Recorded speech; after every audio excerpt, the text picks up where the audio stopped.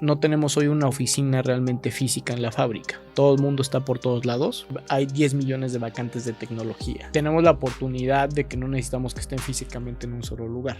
Entonces eso nos permite contratar en cualquier parte del mundo y que nos puedan entregar un resultado. Y que la pandemia nos enseñó a eso. Yo antes sí tenía una oficina, tenía a todo el personal ahí y lo veía todos los días. Y de repente en septiembre de 2017 me mandan una foto en mi celular. Y me ponen, oye Héctor, ¿estas no eran tus oficinas? La veo y digo, sí eran mis oficinas. Lo que pasó fue que el edificio de al lado se cae con el terremoto, le pega al de nosotros y también se cae. ¿Y por qué no deciden hacerlo digital? Precisamente ahorita. Porque no es la misma experiencia. Ok. Yo creo que el futuro de la educación no es ni digital ni presencial, es híbrido. Bienvenidos a Cheves con Chava, el lugar donde reunimos a simples mortales que se atrevieron a seguir su pasión, convirtiéndola en realidad tomando acción. Personas que jamás aceptaron un no como respuesta, ignorando el miedo y la crítica. Donde nos cuentan la historia de sus logros, revelando los riesgos que tomaron, qué salió bien y qué salió mal. Soy Chava Rax y te invito a una cervecita bien helada. Relájate y ponte cómodo. Brindemos por la vida, la experiencia y el éxito. ¡Salud! Bandita, ¿cómo están? Bienvenidos a Cheves con Chava, una cheve más aquí en el estudio de Emil Producciones. Y bueno, ahora tenemos invitado desde fuera de la ciudad de Monterrey. Ya nos están importando diferentes talentos emprendedores aquí en este podcast. Y hoy nos acompaña Héctor Sousa, que nos va a estar hablando de lo que es la educación, cómo está migrando de una parte tecnológica y de su emprendimiento que está impulsando esta área que poca gente se atreve a entrarle. Pero él, y junto con sus socios y su historia de emprendimiento, nos va a estar enseñando un poquito más de esto. Héctor, bienvenido. ¿Cómo estás? Chava, muchas gracias por la invitación. Desde Pachuca. Desde Pachuca, ¿Qué te trae por acá a Monterrey? Pues la verdad. El Ironman 70.3. Ese es el objetivo principal de este fin de semana. Y que tengo un montón de amigos acá y me encanta verlos también. El Ironman, ¿desde cuándo llevas entrenando? ¿Cuántos Ironman llevas? ¿Es el primero? Es el primer medio Ironman que hago. Ok. Mi primer triatlón lo hice el año pasado en Huatulco. Me encantó y de ahí hice otros 3 y dije, pues, ¿por qué no me meto a un medio Ironman? ¿En qué momento encuentras tiempo para entrenar, para tener la empresa y luego ya tu vida social personal? Es una gran pregunta, ¿no? Y creo que es un tema que me costó trabajo, pero que yo encontré muchísimas cosas buenas en el triatlón y una de ellas fue la disciplina que me dio. O sea, yo sé que me tengo que levantar a entrenar todos los días, porque si no, llega un medio Ironman, llega un triatlón olímpico o un sprint, y si no la armo, o si no entrené, voy a sufrir. Y me gusta tanto este deporte que prefiero levantarme todos los días a las 6:30, 7 de la mañana, irme a entrenar un par de horas para estar fresco a las 9 y poder empezar todas mis actividades diarias, ¿no? Fíjate que me veo muy identificado contigo. Yo era más lento al maratón, sinceramente nunca he hecho un triatlón. Y recuerdo la primera vez que hice mi primer maratón, llevo 5. Padre. Y es una pinche adrenalina y es como un mindset, porque mucha gente y mis amigos me decían, güey, ¿para qué lo haces? ¿Cuál es la necesidad de estar sufriendo? ¿Cuál es la necesidad de estar sufriendo? O sea, durante el entrenamiento, en esa carrera, después de la carrera, de todos los dolores y achaques que te pueden dar. Y les digo, es que no es un entrenamiento para la carrera, es un entrenamiento para mi mente y aplicarlo en otras cosas. ¿Cómo lo ves tú en cuestión de tu mindset para este tipo de deporte y tu trabajo? Digo, para empezar, yo creo que los deportes de endurance, que es como normalmente se le conocen, te dan esta parte de que no es el resultado final y no es simplemente el día de la carrera, sino todo el proceso que vas a llegar para llegar a un resultado, ¿no? Ya sea que quieras terminar, porque también se vale empezar pensando en que solo vas a terminar y después vas a pensar en competir y después vas a pensar en tal vez ser el mejor. Uh-huh. Pero dependiendo de ese objetivo que tú te pongas, pues vas a empezar a entrenar y vas a buscar ese resultado. Para mí ha sido algo que incluso en carreras voy pensando y digo, oye, ya estoy cansado, ya no quiero, ya me duelen los pies, ya de verdad ya quiero dejarlo. Y viene a mi cabeza mi emprendimiento, mi empresa, y digo, es que esto es como mi empresa. Si no le chingo todo el tiempo, si no soy constante, si no le estoy dando de manera recurrente, si no le estoy echando ganas, pues no voy a llegar a mi objetivo. Entonces, y te juro que en todas las competencias siempre llega esa misma reflexión. Siempre, siempre, siempre. Y llego al mismo punto, es decir, pues esto es una carrera larga, esto es de constancia, de durar, de seguirla aun cuando no quieres, porque va a llegar el resultado. Entonces, Ahora, platicamos un poquito de cuándo empieza tu carrera como emprendedor. O sea, ya entrando en el tema para que la gente no vaya a pensar que viniste así como el atleta de alto rendimiento para hablar de los, que eres Kipchoge y que haces su maratón en 2 horas. O sea, no es el caso. Tu emprendimiento, ¿cuándo lo empezaste? Y vamos a ir platicando un poquito más de esto porque creo que la banda en general escucha mucho la palabra emprender. Y yo ya estoy harto de que mucha gente lo usa como marketing para estar vendiendo en las universidades. Mucha gente le está utilizando la palabra y prostituyendo la palabra y no están diciendo lo que hay detrás y debajo de la punta del iceberg. En tu caso, ¿cuándo empezaste a emprender? Yo empecé a emprender durante la universidad. Mi primer emprendimiento que falló, claramente, fue el que yo intenté hacer sección amarilla, lo que es sección amarilla en internet en el 2008, 2009, por ahí así. O sea, ya tiene muchísimo tiempo. Todavía no existía sección amarilla en ese momento. Aprendí a programar en un libro de estos de For Dummies, de los amarillos. Y lo saqué de la biblioteca un verano, me puse a estudiar, me empecé a hacer páginas web. Y dije, bueno, esto no existe, lo voy a intentar. ¿Tú qué carrera estabas estudiando? Yo soy ingeniero en tecnologías de información. Okay. Soy tecnólogo como tal. Okay. Pero faltaban algunos semestres para que yo llegara a aprender programación, ¿no? Web, que era la que me interesaba a mí. Entonces empecé yo solo y digo, esto no existe, lo voy a crear yo, porque creo que hay una necesidad ahí. Okay. Y hago todo, técnicamente lo hago muy bien. Hago el sitio, se llamaba búsquedas.mx, creo un logo, me aviento todo el portal, todo listísimo. Bueno, pues no vendí nada. ¿Por qué? Porque no tenía los skills para vender. O sea, no tenía esta habilidad suave con la cual pues, yo tenía que ir a presentarme con alguien y venderle el producto que yo ya había creado, ¿no? ¿Y el producto era bueno? Pues sí, porque no existía. Okay. O sea, no había nada, ¿no? Okay. Y simplemente era de acercarme y mostrar los beneficios y temas de estos. Que al final, yo como tecnólogo, como ingeniero, pues nunca ves ese tipo de cosas. O sea, siempre te meten mucho la parte técnica, la parte de estas habilidades que necesitas para resolver los problemas tecnológicos y no tanto los que ves en la vida real. Entonces, ahí fue un shock importante y fue donde yo me di cuenta que me faltaban cosas. Entonces, de ahí hago un par de ejercicios más, me acerco a una incubadora, me empiezan a dar estas habilidades de negocio, entender modelos, entender marketing, finanzas, temas legales, cosas que eran totalmente ajenas a lo que yo hacía y que ya me abren los ojos y digo, güey, pues es que me falta todo esto. Y antes de salir de la universidad, un año antes, yo digo que ya empecé formalmente mi empresa porque en ese momento pues, yo ya estaba registrado en Hacienda y estaba haciendo sitios web. O sea, lo que yo había aprendido antes, que falló en un proyecto que yo quería propio, la verdad es que mis compañeros empezaron a enterar que yo hacía sitios web en ese momento. Entonces le decían a sus papás o para proyectos ahí de sus mismas materias, luego querían sitios, páginas y me hablaban a mí. Me decían, oye Héctor, ¿tú puedes hacer esto? Y yo le decía, no, pues sí puedo hacerlo. Entonces ahí empecé formalmente mi emprendimiento cuando tenía 20 años y que ya estaba empezando.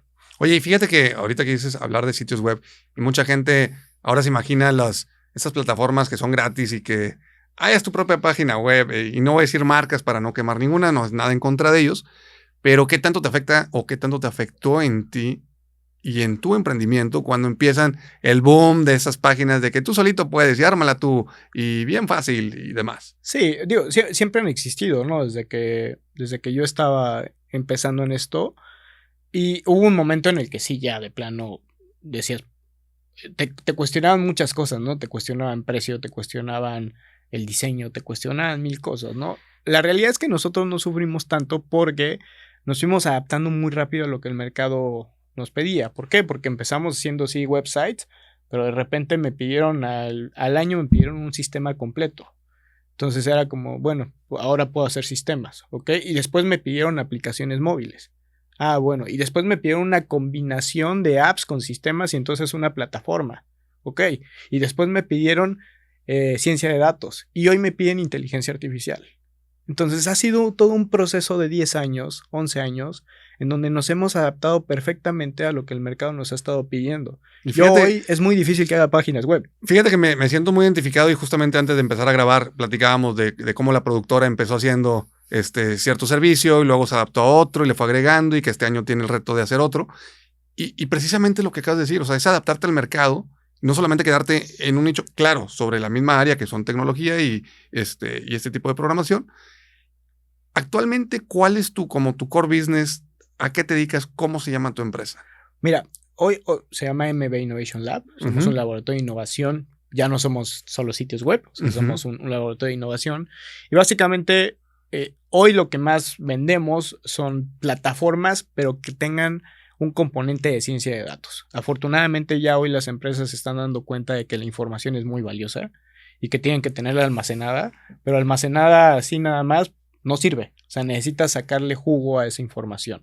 Y esa información, cuando tú la empiezas a analizar, encuentras patrones, encuentras ciertos indicadores que te ayudan a tomar decisiones, es cuando realmente toma una relevancia. Y eso es lo que nosotros hacemos. Te hacemos el sistema, te lo almaceno y además te lo analizo para que puedas llegar a tu siguiente nivel, que es como nosotros le llamamos. Ese es uno de los servicios que más vendemos y en el cual no es solamente una cosa, sino es realmente una combinación de varias cosas que le agregan valor a nuestros clientes. ¿Cómo consigues tu talento? Porque, a ver, hablando así lo que es, ¿no? La mayoría de la gente que le gustan este tipo bueno, los que tienen las habilidades y que desarrollan ese tipo de tecnologías, pues son los geeks, los famosos geeks, ¿no? Sí. Y esos geeks pues no hablan mucho. Bueno, o sea, estoy hablando del tema general, sí, hay un ¿verdad? estereotipo, hay un estereotipo. Hay un estereotipo, el que no habla, que es muy... Me gustan los videojuegos, el anime, trae lentes. Está muy en su pedo, casi no explaya sus anhelos y demás. ¿Cómo contratas a alguien en donde la habilidad, pues obviamente se va a ver reflejada en su trabajo, pero en una entrevista no es como que puedas hacerlos hablar mucho o puedas, no sé, sacar su esencia, y más porque también en un prejuicio de imagen, pues no te puede decir mucho y no sé, ¿cómo le haces? Mira, hoy la verdad es que contratamos más por este tipo de habilidades técnicas. Sí hacemos una entrevista que tiene que ver con fit de la empresa, pero después de 11 años, pues la verdad es que ya te vas dando cuenta más o menos quién va a ser fit y quién no va a ser fit, ¿no? El tema es que, por ejemplo, nosotros no tenemos hoy una oficina realmente física en la fábrica. Todo el mundo está por todos lados. O sea, ya hoy te voy a dar un dato muy impresionante, pero de acuerdo con Microsoft, hay 10 millones de vacantes de tecnología para 2025. Entonces, hoy el talento tecnológico está muy escaso. Realmente no hay muchas personas que puedan realmente ofrecer mucho valor teniendo estas habilidades. Y hoy buscamos tecnólogos en donde haya. Si están en Monterrey, si están en Pachuca, si están en Ciudad de México, Guadalajara, Oaxaca, Colombia, Argentina, de donde sea, ¿no? Y tenemos la oportunidad de que no necesitamos que estén físicamente en un solo lugar. Entonces eso nos permite contratar en cualquier parte del mundo y que nos puedan entregar un resultado. Esa es otra, o sea, también no los conoces físicamente. A muchos no. Y virtualmente entrevistar a alguien, pues ha de ser todo un reto. Sí, es un gran reto y que la pandemia nos enseñó a eso. Yo antes sí tenía una oficina, tenía a todo el personal ahí y lo veía todos los días y podía convivir con ellos, ¿no? Hoy la verdad es que no los veo. Sí hablo con muchos de ellos en Meet, en Zoom, y más o menos los vas conociendo, pero realmente no tienes una interacción, digamos, personal con ellos, sino es más laboral, más de trabajo, lleva ciertos indicadores, tiene ciertas herramientas que te ayudan a medir el rendimiento y pues yo me preocupo por preguntarles cómo están y qué les gusta y esta parte, ¿no? Pero también es muy complicado. No los puedes invitar a la posada, o sea, porque están en otro sitio. O sea. Algunos no, algunos sí, depende, ¿no? También hay quien tampoco dicen, yo no puedo ir en estas fechas, ¿no? ¿Está bien? Ya, oye, Héctor, mencionabas algo bien importante y me gusta cuando entrevisto a alguien que tiene muchas habilidades técnicas, que en su momento tu primer emprendimiento no sabías venderlo. Ahora sabes vender o decidiste asociarte con alguien con esas habilidades blandas que en su momento te faltaban. Sí, mira, en la fábrica yo llevo la parte comercial, okay. Y no se me va nadie. Eso sí lo puedo decir muy orgulloso porque vengo de no saber vender nada a decirte que hoy no se me va ninguna oportunidad. Y ha sido un trabajo de muchísimos años y de mucho machetear y de querer salir adelante. Yo creo que también es importante, ¿no? Yo creo que las habilidades suaves sí se pueden entrenar. ¿Qué le puedes recomendar a la banda que tiene mucho conocimiento técnico, pero esas habilidades, como le dicen los gringos, los soft skills, qué le puedes recomendar a la banda que no las tiene y que las necesita? Porque si no van a estar fritos y el mercado se los va a comer. Sí, yo creo que es importante, es igual de importante entrenar tanto la parte técnica como la parte suave. Okay. O sea, yo no veo diferencia alguna entre que seas, si eres el mejor técnicamente, está bien, pero si no sabes venderte, seguramente no te van a contratar.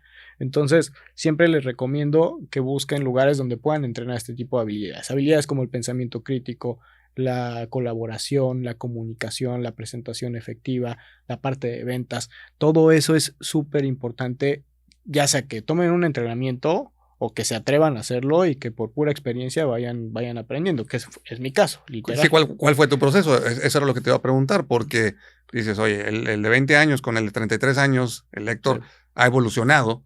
¿Y cómo le hiciste? Porque la parte técnica, pues, te apasiona. Ese es tu core, ¿no? Sí. Pero la otra parte que dices, lo necesito, ¿qué camino tomaste? ¿Por dónde? Mira, yo tuve una experiencia que saliendo de la universidad también decidí trabajar. Decidí trabajar 9 meses en Huawei Technologies, llevaba la mensajería de Movistar en América Latina y en ese trabajo, pues la verdad es que la pasé bien, aprendí mucho durante algunos meses, me subieron de puesto y después decidí salirme porque el emprendimiento yo lo veía en la tarde. O sea, yo llegaba a mi oficina de Huawei de las 9 de la mañana a 5 o 6 de la tarde, iba a mi departamento, comía algo y de 7 a 12 le daba a mi empresa, ¿no? Entonces, llegó un punto donde la empresa pues ya me consumía más, afortunadamente tenía muchos más proyectos y ya dije, no, pues ya me tengo que ir. Entonces me salí de Huawei y yo sabía que si no vendía más proyectos yo tenía que regresar a trabajar. Y para mí la motivación más fuerte que tuve en ese momento fue, yo no quiero regresar a trabajar.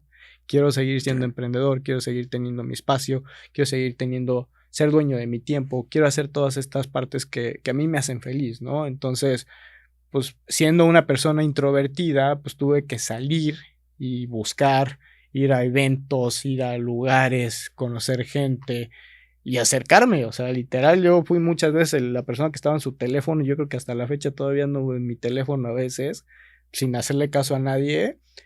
Y pues es quitarte el miedo, porque muchas veces creo que solo es eso, es miedo, miedo tal vez a que te rechacen, a que no tengas un tema de conversación interesante, no sé, creo que hay varios temas ahí que podemos abordar.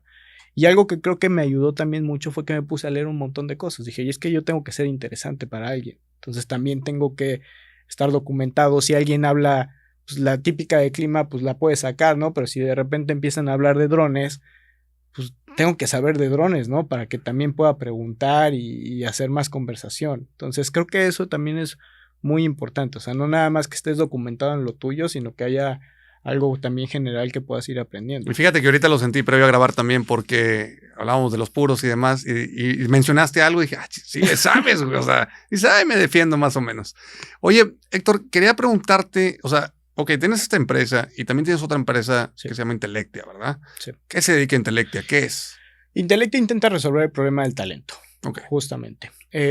Como te dije, hay un déficit muy grande de tecnólogos en todo el mundo y a mí también en particular me cuesta mucho trabajo contratar. Entonces, lo que estamos haciendo es que estamos entrenando a personal o a personas que puedan tener estas habilidades técnicas, pero sí les agregamos una capa de habilidades suaves. Que por eso justo me clavo mucho en estos dos temas, ¿no? Sí te enseño a ser científico de datos, sí te enseño a ser ingeniero en inteligencia artificial, pero también te enseño pensamiento crítico, branding personal, te enseño todo este tipo de habilidades que son importantísimas y que te van a ayudar a tener una mejor carrera profesional. Para mí mi objetivo en Intelectia es ayudar a los tecnólogos a que puedan tener un gran escalón para su siguiente trabajo o su siguiente gran oportunidad laboral. O sea, si pudiera resumirlo y corrígeme si me estoy equivocando, o sea, Intelectia te empodera más en la parte de habilidades blandas, o sea, sí, obviamente en la parte técnica. La técnica también. Pero le da ese plus de que seas funcional ante la sociedad. Exactamente. No solamente ante los fierros y ante la parte técnica. Es correcto, sí, es correcto. O sea, pero los fundamentos técnicos son muy fuertes. O sea, ¿por qué? Porque en Intelectia yo no tengo académicos. tengo personas que están en la industria compartiendo su conocimiento por el hecho de que necesitan compartirlo y quieren que alguien más aprenda y que les pueda ayudar en sus tareas de todos los días. Entonces la base técnica es muy fuerte, pero yo entendiendo este problema de la parte funcional, la parte de comunicación, de presentación, para mí es súper importante que hagamos perfiles 360, perfiles mucho más completos que tengan este tipo de habilidades, tanto las suaves como las técnicas. El modelo de negocio de Intelectia, o sea, es como una academia digital y en sí, Intelectia, digo, sin compartir la receta secreta, pero cuando tú pitcheas con inversionistas, que ahorita vamos a entrar en esa parte, ¿dónde está el negocio en Intelectia? Porque dices, oye, está Coursera, está Udemy, está Masterclass, está mucho, o sea, ya hay mucho contenido en el internet, es imparable y súper accesible en cualquier parte del mundo. ¿Dónde está Intelectia en cuestión de negocio? Porque dices, ¿quién podría emprender? O sea, yo, aunque supiera programar, que no lo sé, que troné principios de programación en la carrera, no pude hacer me encargaron una calculadora y no la pude programar. Si yo quisiera emprender una academia digital, pues digo yo, hay un chingo, o sea, ¿como para qué? Sí. En tu caso, ¿por qué decidieron? ¿Dónde está así como que lo interesante de Intelectia? Mira, para empezar, o sea, somos una academia de tecnología, pero no somos digital. Ok. Somos presenciales. Órale, ok. O sea, estamos en la Ciudad de México, en Reforma. Tenemos un centro de entrenamiento, 300 metros cuadrados, donde cada fin de semana recibimos a 80 personas. ¿Y por qué no deciden hacerlo digital? Precisamente que ahorita. Porque no es la misma experiencia. Ok. Yo creo que el futuro de la educación no es ni digital ni presencial, es híbrido. Yo sí creo que los componentes educativos tienen que enfocarse mucho a que la parte técnica, la parte de aprendizaje, la parte dura del conocimiento puede ser 100% digital. Pero la parte práctica, en donde tú vas a conocer y puedes platicar con alguien que ya vivió esa experiencia, esa no es opcional, tiene que ser presencial.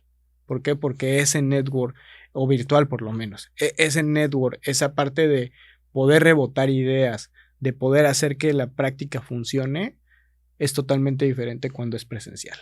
Entonces, este modelo híbrido que nosotros estamos creando no es algo que veas en todos lados. ¿Por qué? Porque necesitas mucha más infraestructura, porque necesitas otro tipo de recursos, porque necesitas personal más capacitado, ¿no? Y también no nos quedamos en la parte de arriba. Tú todo lo que hoy encuentras en muchísimos lugares digitales, en muchas academias, es la parte básica. La parte especializada, la parte más compleja de la tecnología no está ahí. Entonces, ahí es donde también nosotros hacemos una diferencia. Cuentas con varios socios, ¿verdad? Tengo mi socio Alfredo, que Alfredo ve toda la parte comercial, operativa de los centros de entrenamiento, y también tengo 3 ángeles inversionistas que creyeron en el proyecto. ¿Qué tan ángel es tan ángel y no son diablos? Porque mucha gente le teme a esos ángeles inversionistas y que dicen, no, es que tarde que temprano, y existe ese tabú entre los emprendedores que ya están un poquito más maduros y que quieren tener una inversión para crecer y potencializar o acelerar su emprendimiento. ¿Qué tan ángel es el ángel inversionista? O sea, ¿vale la pena tener ángeles inversionistas? ¿Qué tanto te exigen o en qué compromiso? Digo, yo sé que pueden haber muchos acuerdos, pero ¿a ti cómo te ha ido con los ángeles inversionistas? Mira, yo siempre he sido muy claro con el tema de las inversiones, en el sentido de qué es lo que esperamos, cuándo es ese retorno y bajo qué condiciones, ¿no? Otra parte importante es que yo siempre fui muy claro en decirles, tú, Ángel, me vas a ayudar mucho porque vas a poner un capital, pero todas las decisiones las toma Héctor. No puedes tomar ninguna decisión, me puedes orientar y voy a agradecer muchísimo todos los consejos que me vas a dar, pero si yo tomo una decisión, tienes que respetar que yo la voy a tomar. Sea igual o diferente. Sea igual o sea diferente. Y el acta constitutiva viene así. Ok. Hay 2 tipos de acciones, los que sí toman decisiones y los que no toman una decisión. O sea, los que cobran y opinan y toman voto y los que nada más cobran. Exactamente, okay. Es correcto, ¿no? Y desde ahí fue, o sea, así lo pusimos en el papel, en el acuerdo, y en ese entendido estamos, ¿no? Y cuando los veo, platico con ellos, les doy avances, les digo, mira, vamos a hacer esto, estamos haciendo esto, este es el resultado del año pasado, este es el resultado de este Q, y es la manera correcta de entregar las cosas, ¿no? Entonces, eso a ellos les da tranquilidad porque saben qué estoy haciendo, y por otro lado, a mí me deja operar como yo creo que es la mejor forma. Oye, como toda relación, ¿no? O sea, ¿quién ligó a quién? ¿Tú buscaste inversionistas o los inversionistas te encontraron a ti? ¿Cómo fue en tu experiencia eso? Fue curioso, yo tengo un consejo con el cual me reúno cada mes y les dije, voy a empezar un nuevo proyecto y obviamente les platiqué del proyecto, de la experiencia que tenía, de todo lo que habíamos hecho antes, porque este no es mi primer centro de entrenamiento, tuve uno antes de la pandemia. Ok. Y la verdad es que les dije, oye, quiero picharles el proyecto para que me den feedback. Y pues ahí mismo dijeron, pues órale, nosotros... Te doy feedback y lana. De una vez le entramos, exactamente. Órale, en el caso de tu socio Alfredo, Uh-huh.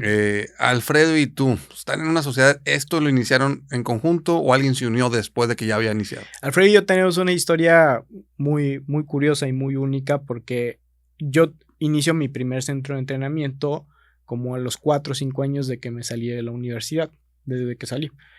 Y él todavía estaba estudiando en la universidad y veía que yo traía lo de los cursos de capacitación. En ese momento vendíamos un producto de telecomunicaciones, de redes. Y él veía que yo andaba en esto y todo y se me acerca y me dice, oye Héctor, yo quiero vender tu producto porque necesito todavía pagar mi universidad y veo que pues traes un buen producto y me gusta y quiero aportar. Entonces llegamos a un acuerdo y empezó a vender el producto y él empezó a vender en Pachuca. Okay. Nos empezó a ir bien y decidimos abrir Ciudad de México y abrimos Ciudad de México y nos empezó a ir mejor. Después abrimos Monterrey, después abrimos Querétaro. Nos empezó a ir muy, muy, muy, muy, muy bien. Hasta que Alfredo terminó su universidad. Él termina la universidad, paga de ahí su universidad, de vender capacitación conmigo. Y de ahí él decide pues, seguir su camino profesional, ¿no? Se va, yo sigo con el centro, ahí pasan un par de cosas, llega la pandemia, decido cerrar. Y digo, voy a volver a abrir ya un poquito más, con más experiencia, con más ganas, con más... pues con más fondo, ¿no? Diría Uh-huh. yo. Y le digo a Alfredo, oye, voy a abrir esto. ¿Quieres ser parte de esto? Pero pues como socio ahora y metiéndole tiempo completo. Y él venía también de un cambio laboral importante y me dijo, pues órale, pues vamos a darle. Entonces ya no es no es una sociedad realmente nueva, sino fue algo que se trabajó durante mucho tiempo y siento que es una consecuencia nada más de lo que soy. Yo siempre he dicho que los socios es como un matrimonio laboral, en donde tienes que tener las reglas bien claras, quién va a pagar qué, quién va a aportar claro. qué, en dado caso que no funcione, cómo va a ser la separación, como dicen, bienes mancomunados o separados. ¿Cómo ha sido tu relación en sociedad? Porque como hay banda que dice, no, es que yo no me lanzo a emprender sin socios. Y hay otra banda que no, yo sí me lanzo a emprender, pero solo.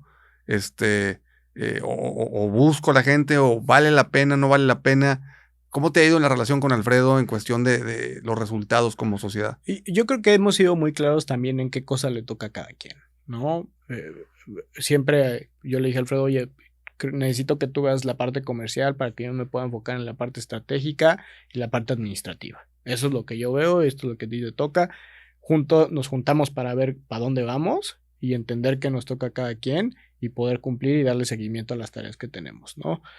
Ahora, Alfredo es mi socio y con él trabajo muy bien y siempre he trabajado muy bien, pero he tenido otras experiencias donde las cosas no son tan claras como dices y de repente pues truena. Uh-huh. O sea, porque al final del día, cuando a uno tal vez le toca hacer más de lo que tiene, o al revés, le toca hacer menos y tiene más, pues hay muchas diferencias también, ¿no? O si me ha tocado también en mi primera empresa, tenía socios y hacíamos exactamente lo mismo.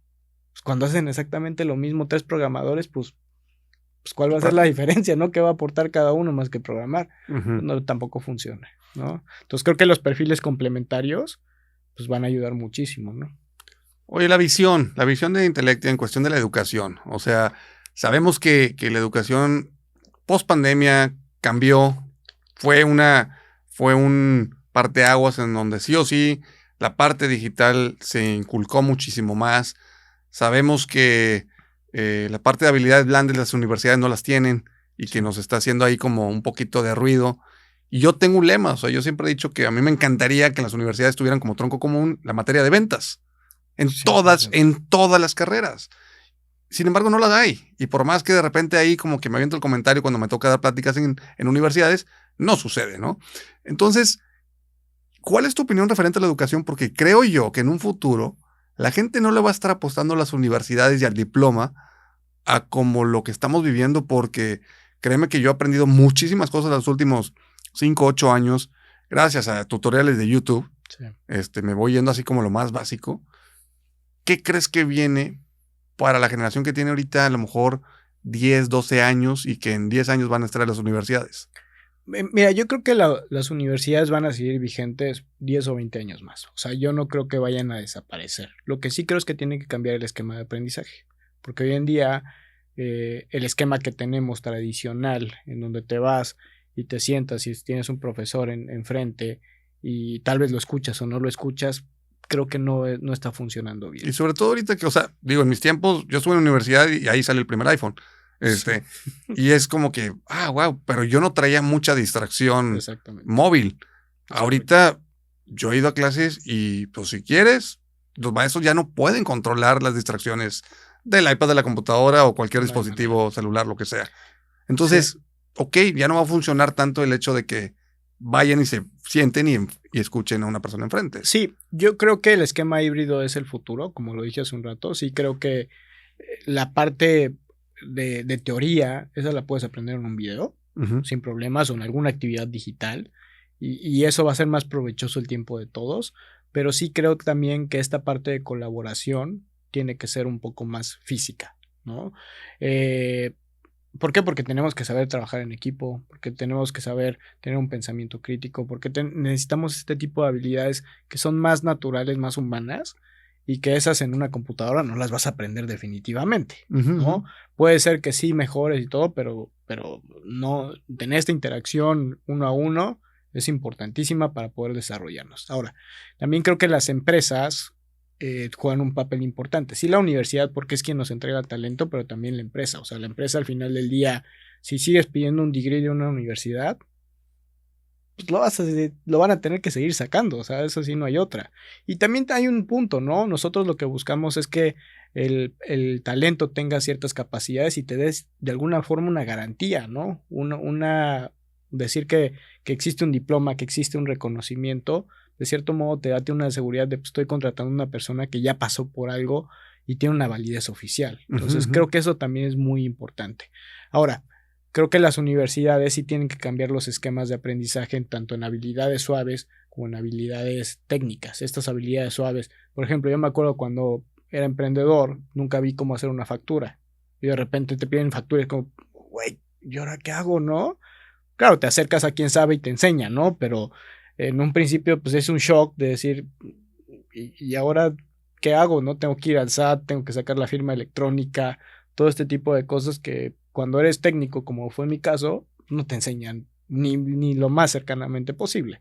Entonces creo que estas habilidades para la vida deberían de ser importantísimas dentro de las universidades. Fíjate que en las universidades, en los cursos de emprendimiento que yo tomé, una de las cosas que más como me costó fue que no te enseñan, sí, la parte del Canvas Model y todo este tipo de cosas, pero cosas como más esenciales que sí o sí las vas a vivir pronto.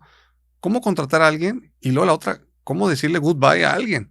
Híjole. Entonces, ese tipo de cosas que las vas a vivir, o sea, es un hecho que las vas a vivir y necesitas saberlo y lo terminas haciendo muy mal la primera vez, como muy todo. Muy mal. Pero te pudiste haber evitado con un curso de 3 días, 5 días, de perdido la base y a dónde correr, ¿no? Ante una situación como estas, ante la parte de facturación, ante la parte de 1000 cosas, ¿no? Cómo contratar un local, en qué fijarte. Yo sé que hay gente, hay abogados, hay todo, pero como emprendedor, pues ni siquiera sabes a quién preguntarle. Y no tienes lana para pagarlo tampoco. Exacto. Entonces, ¿qué crees que, o sea, ahorita Intelectia, la gente que acude a Intelectia, ¿por qué están acudiendo? ¿Qué estás viendo la necesidad de la gente cuando ya acude a la educación alternativa, podemos decirle? Continua. Es la educación continua. Le puse alternativa porque no es la tradicional. Okay. Entonces, la educación continua, que pudo haber sido esto desde un inicio. Sí. Entonces, ¿por qué están acudiendo? Mira, hay varios temas, ¿no? Primero, no hay muchos centros que sean presenciales. O sea, hay muchísima oferta digital, pero hay poca que sea presencial. Hoy muchas veces el presencial lo vemos ya como un premium. O sea, ya creemos que es algo exclusivo, cuando antes era lo más común que había, Exacto. ¿no? Creo que ahorita se volteó un poquito la tortilla con el tema de la pandemia. Ahora, ¿qué es lo que vemos? Que tampoco hay áreas muy especializadas. Sí encuentras muchísimo contenido en línea, pero cosas que sean súper específicas y súper especializadas y con expertos, está un poquito más complicado, ¿no? Sí te vas a encontrar los niveles entry, te vas a encontrar muchísima documentación de las cosas sencillas, pero ya las cosas un poquito más avanzadas que tienen que ver incluso con experiencia profesional, ahí sí es donde creo que no hay tanta oferta, ¿no? Y es donde nosotros también nos estamos diferenciando. Okay. Ahora, algo importantísimo que también les ofrecemos de valor a todas las personas que van con nosotros es que les abrimos un abanico de oportunidades laborales, porque no nada más es ven a estudiar conmigo, sino ven, también te voy a acercar con empresas que están buscando talento como tú. Entonces te voy a apoyar a que tengas tu siguiente oportunidad laboral. Ok. Pero no fungen como una agencia de RH. No, pero sí te digo a ti, empresa, mira, estoy capacitando con este set de habilidades, tú dime si lo quieres o no, y normalmente sí lo quieres. Ok. ¿Cuál ha sido el mayor reto? Así que el podcast se llama Chéves con Chava. ¿Cuál ha sido tu mayor cruda emprendedora que hayas tenido? Híjole, pues son varias, ¿no? Pero te puedo contar una muy fuerte. Yo abro el primer centro de entrenamiento 2015-2016. Trabajamos durante un par de años, abrimos Ciudad de México, en Álvaro Obregón, y de repente en septiembre de 2017 me mandan una foto en mi celular. Y me ponen, oye Héctor, ¿estas no eran tus oficinas? La veo y digo, sí eran mis oficinas. Lo que pasó fue que el edificio de al lado se cae con el terremoto, le pega al de nosotros y también se cae. Ay, güey. Nadie, no hubo ninguna persona que la haya pasado mal, afortunadamente no había nadie. Ok. Pero el shock fue muy fuerte porque algo que no controlaba yo, pues prácticamente me lo quitó. Me quitó el trabajo de hace 4 años, ¿no? Entonces, ese sí fue un shock fuertísimo para mí porque tuve que cerrar 4 meses, el negocio prácticamente se había ido, toda la inversión que tenía se había ido y sí fue como, pues este descalabro, pues no me lo esperaba, no lo quería y pues llegó. Y ahí, sin decir tanto detalle, pero los seguros te ayuda. No tenemos seguros, claramente. Ok. O sea, sí, bye, todo. Bye, se acabó. Órale. Sí, se acabó. Entonces, es un momento duro y en ese momento yo no traigo flujo, ya no tengo clientes, estoy cerrado. Y luego tus colaboradores y empleados de Ciudad de México quedaron como en el limbo. Pues sí. O sea, al final sí. Obviamente buscamos siempre cómo poder tener algún ingreso por la fábrica o por otro lado y poder mantener. Pero en ese momento fue como de, ¿y ahora qué hago, no? Y lo único que sabe hacer un emprendedor cuando se cae pues es levantarse. Y entonces agarras, ves qué opciones tienes, con quién te puedes acercar. Y yo creo que entre emprendedores, cuando vemos la situación difícil, pues también nos ayudamos. Esa es la realidad. Entonces busqué a uno de mis profesores que tuve en la universidad y le dije, oye, traigo esta bronca, préstame tu oficina. Me dice, sí, te rento la oficina por hora para que puedas empezar otra vez a dar las capacitaciones. Entonces yo estaba en la Roma, él estaba en Polanco y me la renta, pero me la renta casi 3 veces más de lo que yo pagaba en la Roma. Pero ya no tenía otra opción. O sea, era como, pues esto es lo que hay y a esto me tengo que adaptar. Y simplemente la situación difícil lo que hace es sacar lo mejor de ti. En ese momento lo único que hicimos fue, creamos un nuevo producto que lo más normal hubiera sido bájale el precio para vender más y vender rápido, y yo hice lo contrario. Le subí el precio, creé un producto, creé una oferta que ya traía en la cabeza que no me animaba a hacerla, y de repente la armo, la oferto, y en un año vendí más que en los 3 años anteriores que habíamos tenido. O sea, ese terremoto te sacudió más a ti. Me sacudió más a mí. Yo no, el terremoto no lo agradezco, pero sí al final me hizo crecer muchísimo. Y es una situación lamentable lo que pasó en el terremoto, pero al final del día yo lo veo hacia atrás y digo, esto me hizo crecer como yo creo que ninguna otra cosa me lo hubiera hecho, porque estaba en una zona de confort durísima y de repente me sacude y me saca y saca lo mejor de mí. ¿Cuándo sucede esto del terremoto? 2017, septiembre de 2017. O sea, tú viviste la crisis del 2017, obviamente a todos nos tocó la del 2020. Sí. Pues ya llevas como 2 eventos fuertes. Sí. ¿Qué aprendiste del 2017? Del 2017, lo que más me llevé fue esto. No importa si la situación está tan adversa, lo que tú tienes que hacer es buscar cómo diferenciar el producto, hacerlo mejor y el resultado va a llegar. Esa es una realidad. Eso es lo que más me llevé del 2017. Sí, o sea, ahora sí a ti se te aplicó la del borrón y cuenta nueva, ¿no? Pues, o sea, completamente, pues ya no tenías nada. Pues sí. No pero sí, nada. Tenías tu cabeza y tenías tus ideas, pero era trasladarlas a la acción. Exactamente, hay que empezar otra vez. Órale. ¿Cómo es empezar a abrir en diferentes lados? O sea, expandirte, decir, sí. Ay, canijo, o sea, pase lo que pase en este caso, como esta situación que es muy extrema, pues estás a distancia, ¿no? Y esa parte presencial, precisamente que tú dices que tiene mucho valor, pues abrir en un lado, abrir en otro, pero no eres omnipresente. ¿Cómo le haces para poder abrir en otras ciudades? Sí, la primera vez que lo intenté fue muy doloroso. O sea, porque abrí Querétaro, Ciudad de México y Pachuca al mismo tiempo. Y Querétaro terminó tronando. ¿Por qué? Porque no tenía la estructura, no tenía el equipo para poder atender tantas oficinas al mismo tiempo. Entonces la oficina de Querétaro pues estaba ahí medio vacía, sí teníamos capacitaciones y todo, pero realmente yo no le ponía tampoco tanto atención. Y tampoco tenía una persona que pudiera ir y estar revisando todo el tiempo, ¿no? Digo, no justifico, pero era mucho más joven de lo que soy ahora. Entonces, es un tema de experiencia, creo yo, hoy, de entender cuáles son las cosas que tienes que medir, cuáles son los controles que debes de tener, cuál es la capacidad que puedes recibir, dónde tienes el valor agregado, cuáles son las cosas que realmente van a ofrecerle algo adicional a tus clientes y entender que todo ese conjunto de cosas, cuando las analizas bien, entonces puedes estar operando en múltiples lugares. Eso fue lo que yo me llevé de esa experiencia, ¿no? Hoy abrir en otra sede es ya no me lo tomo a la ligera, sí es un tema de, a ver, tengo que revisar cuál es el costo fijo, tengo que revisar quién va a estar atendiendo la sede, cuál es el talento que voy a traer, quiénes son los clientes que voy a tener, de qué tamaño es la ciudad, dónde la voy a poner, cuál es el lugar específico donde voy a abrir. Todo ese tipo de cosas ya son mucho más pensadas porque no quiero que me vuelva a pasar lo mismo, ¿sabes? Ya.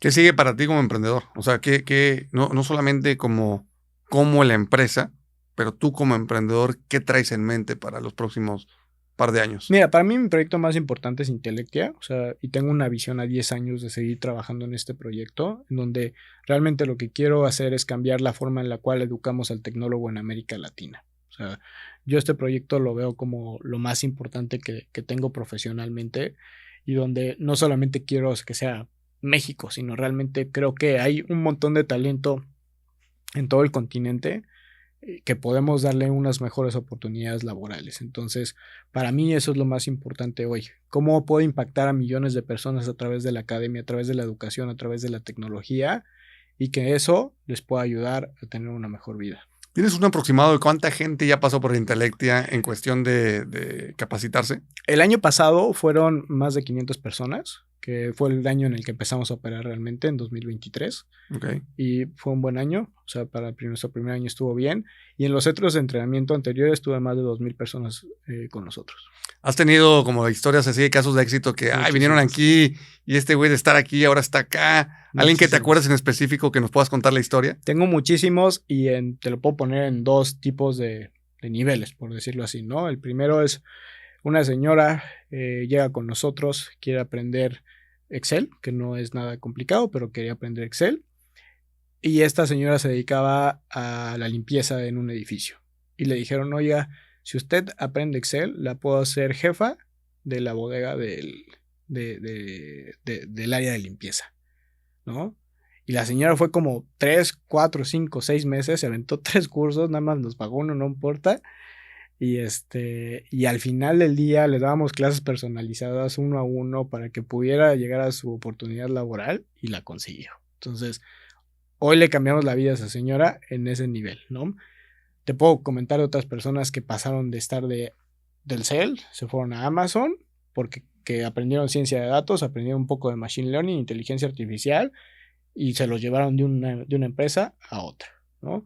O te puedo platicar la historia de mi CTO, en donde él y yo empezamos en el pueblo, yo soy de un pueblo que se llama Zempoala, a trabajar en mi casa y que hoy en día él es el eje principal de su familia para prácticamente todo. Entonces, hay muchísimas historias de éxito que te puedo platicar en todos los niveles. Oye, ciencia de datos. Ahorita mencionaste una palabra importantísima que gira alrededor de ti a diario.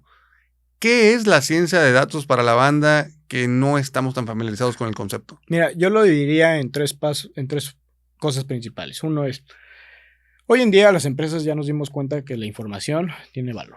Y el primer paso que necesitamos es almacenar la data. Ya no podemos tener papel, debemos de tener algún registro, aunque sea básico, un Google Form, un Excel, lo que sea, que nos ayude a que la información esté en un repositorio de datos. ¿Vale? Ese repositorio de datos puede contener millones de filas, pero si tú no le sacas ningún indicador, ningún patrón, pues puede ser que no te sirva de nada y simplemente sean cosas que se van almacenando. La ciencia de datos lo que hace es que te va a ayudar a analizar toda esa información y encontrar dos cosas. Una, patrones de información que pudieran ser relevantes para tu organización. O dos, pueden ser cosas nuevas que no te habías imaginado que estaban sucediendo, ¿no? Pongo un ejemplo. Una vez un restaurantero nos hizo una pregunta y nos dijo, venden pan, es su producto estrella. Y nos dijo, oye Héctor, ¿cómo puedo saber si vendo más pan cuando llueve? Y ¿por qué no revisamos? Entonces, ¿qué piensas tú? ¿Se vende más pan cuando llueve o no? Sí. Sí. ¿Se antoja más? Se antoja más. Ajá. ¿No? Bueno, tomamos los registros del punto de venta, que ya era digital, en cada una de sus sedes, tenía 10 sucursales, y tomamos los registros de lluvia, de Conagua. Hicimos una correlación de datos, y entonces encontramos que el pan no se vende más cuando llueve. No había ninguna relación entre la lluvia y las ventas de pan. No subían. O sea, probablemente el antojo sí sube, pero no se traslada a la venta. La cosa diferente es cuando hace frío. Ok. Cuando llueve no sales de tu casa. Cuando hace frío, probablemente sí. Ok. Pero eso no fue lo más interesante. Lo más interesante es que encontramos que había más de 80,000 ventas que duraban menos de 5 minutos. Y te quedas. Y todas de 160 pesos. ¿Qué está pasando aquí? Aquí hay algo muy interesante. Que no hubiera salido si no nos hubiéramos hecho la otra pregunta. Entonces, empezamos a analizar y encontramos que era pan que se llevaban a su casa, que no era pan que consumían dentro del restaurante. Entonces, encontramos cuáles eran los panes que más se vendían y encontramos también cuáles son los mejores combos que pueden ofrecer a sus clientes. Entonces, se puede generar una nueva promoción de pan. Ok. Y después de eso, haces una ingeniería de menú, de decir, mira, este pan tiene que salir antes, este tiene que salir después y este tiene que salir al final, para poder incentivar la venta. Pero lo más valioso para el director general fue que traía la idea de hacer un concepto de panaderías que solamente tuvieran café y pan para llevar. ¿Y qué crees que está haciendo hoy? Está haciendo ese concepto en lugar de tener un restaurante para 40 personas, o 60, o 80, o 100 personas que se queden a comer pan ahí. Y lo más seguro es que es más redituable por ese análisis. Totalmente. O sea, la ciencia de datos se podría decir que es un gran amigo de la mercadotecnia porque sobre eso puedes decidir promociones que sean efectivas. No nada más un simple 2x1 porque te quieres deshacer del stock. Exactamente. Y eso solo es en la parte comercial, porque lo puedes hacer en análisis en la parte de controles, en la parte de seguridad, en la parte, incluso hemos detectado fraudes. Sabemos cuando le están robando a las empresas. Ok. O sea, hemos encontrado que en un inventario se reporta tanto y de repente en las cuentas por cobrar o cuentas por pagar no está eso. Ok. O sea, eso también es ciencia de datos. Y es lo que te ayuda a tener una trazabilidad completa de la información y entender dónde está siendo malversada o dónde lo está haciendo muy bien y podemos encontrar este tipo de valor como el que te platiqué de la panadería. Dentro de Intelectia, ustedes entrenan a gente para entender la ciencia de datos. Correcto. Quiero pensar. Tu otra empresa y esta empresa se provee talento, no se provee Sí. talento. Sí. Porque yo siempre he dicho, si vas a multiemprender, de alguna otra manera se tienen que ayudar a estas empresas hermanas. Quiero pensar que en tu caso hay mucha vinculación. Hay muchísima vinculación. Algunos de los profesores incluso son mis gerentes de área, porque ya tienen muchísima experiencia, llevan más de 5 o 6 años trabajando conmigo y han visto N cantidad de casos. Hemos ayudado a más de 300 organizaciones en 2 continentes. O sea, tenemos ya una experiencia bastante amplia. Y al final el talento que nosotros vemos que es realmente interesante, pues también lo podemos contratar nosotros, ¿no? O se lo podemos colocar a otra empresa o le podemos dar una oportunidad laboral diferente. Siempre esto nace de una necesidad que yo tuve en la fábrica. Intellectia nace de esa necesidad, ¿no? Y esa necesidad pues, es tan grande que no solamente me puede proveer a mí, sino le puede proveer a muchísimas personas, ¿no? Y tiene el beneficio de que además le cambias la vida a la gente. Y eso está padrísimo.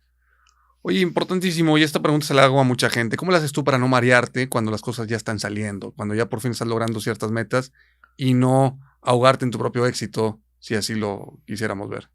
Mira, yo creo que como toda pyme en México, y yo creo que en todo el mundo, no tenemos nada comprado. Y si no dejas de generar valor todos los días, si no dejas de trabajar, si no dejas de echarle ganas, si no dejas de hacerte diferente, te vas a morir. Eso es una realidad. Entonces, yo creo que los hechos están ahí todos los días para decirte que si no le echas ganas, que si no vendes todos los días, probablemente mañana no existas. Y para mí eso es tan valioso, yo creo que después de todos los fracasos que he tenido, que es muy difícil que diga, ya la hice, ya la saqué del estadio, ya estoy listo para lo que sigue, porque realmente todos los días es el día 1 y todos los días le tenemos que echar las mismas ganas. ¿Qué piensa tu familia de toda tu carrera? Porque es muy normal que el emprendedor, digo, desconozco si vienes de familia que haya emprendido, pero es muy normal que la gente que no emprende refleja sus miedos en ti. No, no hagas eso. No, ¿de quién te va a comprar? No, ¿por qué? Y te lo dicen desde una manera protectora, pero también donde hay un reflejo del miedo de la otra persona. ¿Cómo fue tu historia en cuestión de cuando decides emprender y no trabajar para una empresa y hacer carrera ahí? Claro, mira, mi familia siempre me ha apoyado, creo que ellos están súper orgullosos de mí y siempre me echan porras y siempre están compartiendo lo que hago y creo que siempre me han dado mucho sustento. Vengo de una familia no emprendedora, o sea, yo soy el primero que realmente le entra a hacer un emprendimiento de un tamaño importante y creo que el cuestionamiento más grande que sí tuve de mi familia, y fue por protección precisamente, fue cuando me salí de trabajar. Porque tenía 21 años, yo veía 30 millones de usuarios en Movistar, tenía 30 servicios a mi cargo, tenía una carrera profesional realmente prometedora en el mundo corporativo, ¿no? Viviendo en Ciudad de México, en Santa Fe, en una de las zonas más importantes, sí cuestionas, ¿no? Y dices, oye, ¿qué estás haciendo? O sea, ¿cuánta gente no quiere tener tu trabajo? O sea, ¿cuántas personas no quisieran que a sus 21 años estuvieran haciendo esto? Y al final del día les dije, a ver, lo peor que puede pasar es que yo me regrese a trabajar, pero no quiero dejar de intentar hacer mi empresa. Y lo entendieron y me apoyaron y hicieron todo lo que tenían que hacer para que yo pudiera salir adelante. Y hoy lo ven y pues creo que se dan cuenta de que fue la mejor decisión que pude haber tomado. No, pues qué bueno, me da muchísimo gusto que aunque a todo el mundo le da miedo y quiere proteger a sus seres queridos, pues que te hayan impulsado y que no te hayan frenado.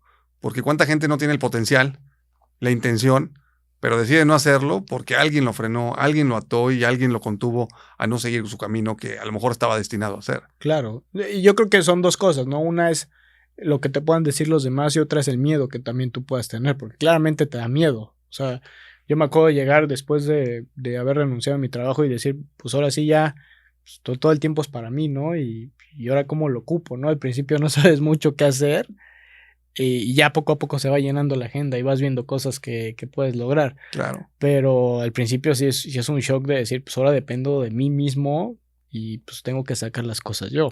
Entonces, sí es un shock importante, pero al final creo que es más importante y más valioso que tú creas en ti y en lo que puedes lograr y en lo que puedes hacer que lo que los demás puedan decir de ti. Eso es mucho más valioso. Oye, resumiendo la plática para ir cerrando, me encantó mucho lo de la parte de las habilidades blandas, las habilidades suaves que mencionas y que los tequis necesitan tener esta parte y complementar sus estudios técnicos.